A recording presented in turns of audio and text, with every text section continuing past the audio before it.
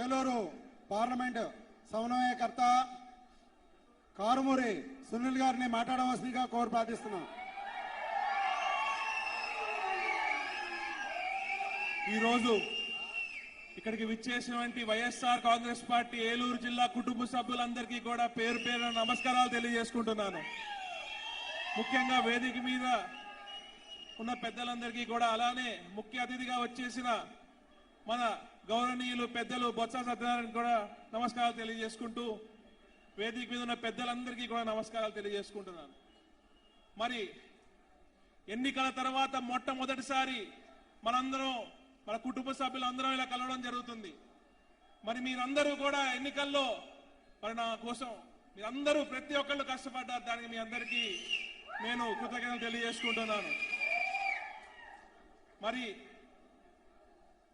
ఇప్పుడు మన ఎన్నికల ఫలితాలు వచ్చి 10 నెలలు అవుతుంది. మరి ఈ 10 నెలల్లో ఏం జరిగింది? ఈ కొత్త ప్రభుత్వం ఏం చేసింది?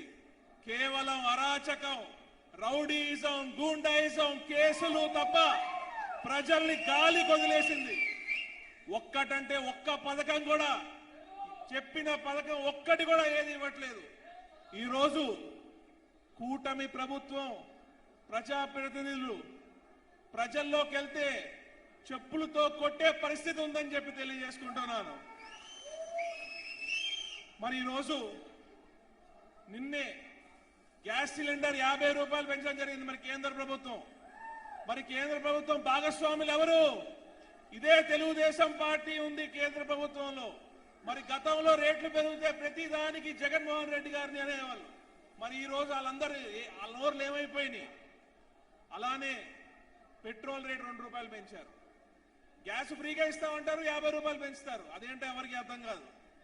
అన్ని అబద్ధాలు, మోసాలు, కేవలం డబ్బులు సంపాదించుకొని వారి మనుషులు అనుకునే వారికి మేపడం తప్ప ఏమీ లేదు. మరి దీని అందరికీ మరి ఇప్పుడు మనం మళ్ళీ 1 సంవత్సరం టైం ఇచ్చాం. మరి ముందు మనం అందరం కలిసి ఎన్నో కార్యక్రమాలు చేయాలి. అన్ని ప్రజలకు చెప్పాలి. ప్రజలకు చెప్పి మళ్ళీ మన ప్రభుత్వం వచ్చేలాగా మనం కష్టపడాలి. మన ఈ ప్రోగ్రామ్ ని అరేంజ్ చేసిన పెద్దలందరికీ, అలానే ముఖ్యంగా ఏలూరు జిల్లా ప్రెసిడెంట్ డిఎన్ఆర్ గారు, మరి ఆయన నిద్రపోలేదు. ఇదంతా ప్రోగ్రామ్ అంతా ఆర్గనైజ్ చేయడానికి చాలా చక్కగా ఆర్గనైజ్ చేశారు. ఇలానే మళ్ళీ ప్రతి మీ గ్రామం అందరం రావడం జరుగుతుంది. మీ సమస్యలు ఇంకా తెలుసుకుంటూ మరి ముందుకెళ్ళి మళ్ళీ జగన్మోహన్ రెడ్డి గారిని ముఖ్యమంత్రి చేయాలి. దానికోసం మనందరం కష్టపడాలని చెప్పి తెలియజేసుకుంటున్నాను. మన జెండా వైఎస్ఆర్, మన అజెండా జై జగన్. మన జెండా వైఎస్ఆర్, మన అజెండా జై జగన్. జై జగన్. Thank you sir. మరొక ముఖ్య అతిథి మాజీ పార్లమెంట్ సభ్యులు కోటగిరి శ్రీధర్ గారిని మాట్లాడవలసిందిగా కోరి ప్రార్థిస్తున్నాం.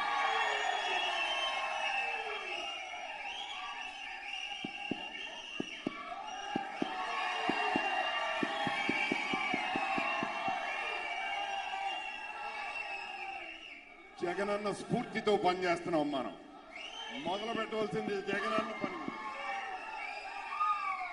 అందరికీ నమస్కారం. వైఎస్ఆర్సీ కుటుంబ సభ్యులు ప్రతి ఒక్కరికి కూడా నమస్కరించి ఈరోజు మనం మాట్లాడుకుంటున్నాం. మిమ్మల్ని చూసి నాకు ఒక ధైర్యాన్ని ఇచ్చారు. ధైర్యం వచ్చింది. ముఖ్యంగా మామూలుగా వైఎస్ఆర్సీపీ పార్టీ కార్యకర్తలు అంటే కుర్రవాళ్ళు, బాగా ఉత్సాహం, గెంతులేసేవాళ్ళు అనుకుంటాం. కానీ ఈరోజు నాకు ప్రతి ఒక్కరూ, సీనియర్లు, పెద్ద మనుషులు, మీ కళ్ళల్లో ఒక నిఖిత, ఒక సీరియస్నెస్ అనేది కనబడుతుంది. అది చూసి నాకు ధైర్యం ఉంది. జగనన్న మళ్ళీ ముఖ్యమంత్రి కాబోతున్నారు.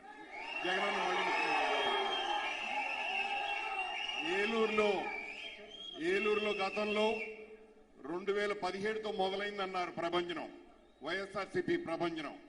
ఈ రోజు మీటింగ్ తో మళ్ళీ మొదలు కాబోతుంది వైఎస్ఆర్సీపీ ప్రభంజనం. మోత, ఈ చిరునవ్వు జగన్మోహన్ రెడ్డి గారికి ఎక్కడ లేని బలాన్ని ఇవ్వబోతుంది. ఈ రోజు నుంచి మీ అందరికీ తెలియజేస్తున్నాను. ముఖ్యంగా మనం ముందు వైఎస్ఆర్సీపీ పార్టీ తరఫున, మీ అందరి తరఫున ఈరోజు ఇంత ఘనంగా ఈ మీటింగ్ అరేంజ్ చేసినందుకు డిఎన్ఆర్ గారికి కృతజ్ఞతలు తెలియజేసుకోవాలి. మనందరం కూడా చాలా ఉత్సాహంతో, జోరుతో ప్రతి నియోజకవర్గం తిరిగి ఈరోజు పార్టీని ఆంధ్ర రాష్ట్రంలో ఎక్కడా జరగని మీటింగ్ ఈరోజు ఏలూరులో జరిపించారు.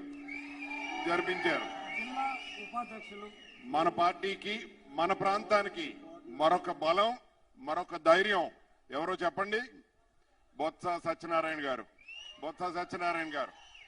నాకు తెలిసి మన రాష్ట్రంలో అంత అనుభవం ఉన్న రాజకీయ నాయకుడు ప్రతి ఒక్క లెవెల్లో కూడా ఆయన్ని మించిన వారు ఎవ్వరూ లేరు.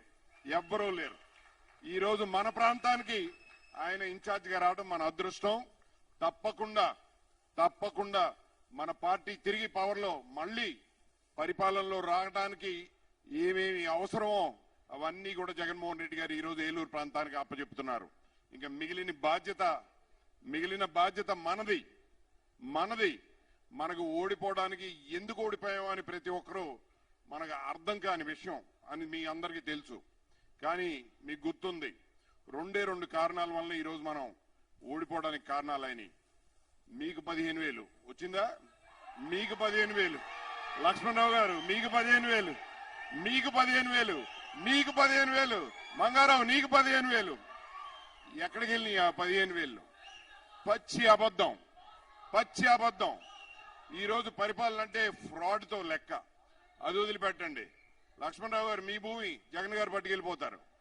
వెంకటేశ్వరరావు గారు మీ భూమి జగన్ గారు పట్టుకెళ్ళిపోతారు. సినిమా అయితే చూపించారు, జనాల్ని ఎర్రోళ్ళను చేశారు. ఒక అబద్ధం మీద ఈరోజు జగన్మోహన్ రెడ్డి గారు పరిపాలన కోల్పోయారు. ఈ రోజు ఓడిపోయింది జగన్మోహన్ రెడ్డి గారు కాదు, మనం కాదు. ఓడిపోయింది ఆంధ్ర రాష్ట్ర ప్రజలు.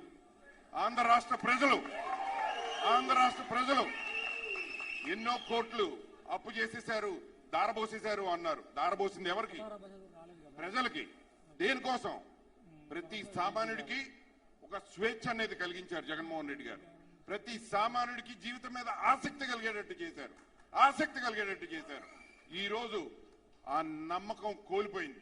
పరిపాలన మీద నమ్మకం పాడైపోయింది ప్రజలకి.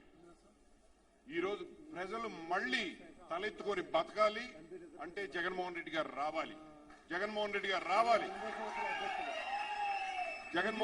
రావాలి. ఆ అబద్ధాలు మనకన్నా ఎక్కువ ప్రజలు తెలుసుకున్నారు. గతంలో 5 ఏళ్ల అబద్ధాల పరిపాలన 2014 నుంచి 19 వరకు. ఈ రోజు మళ్లీ చూస్తున్నారు.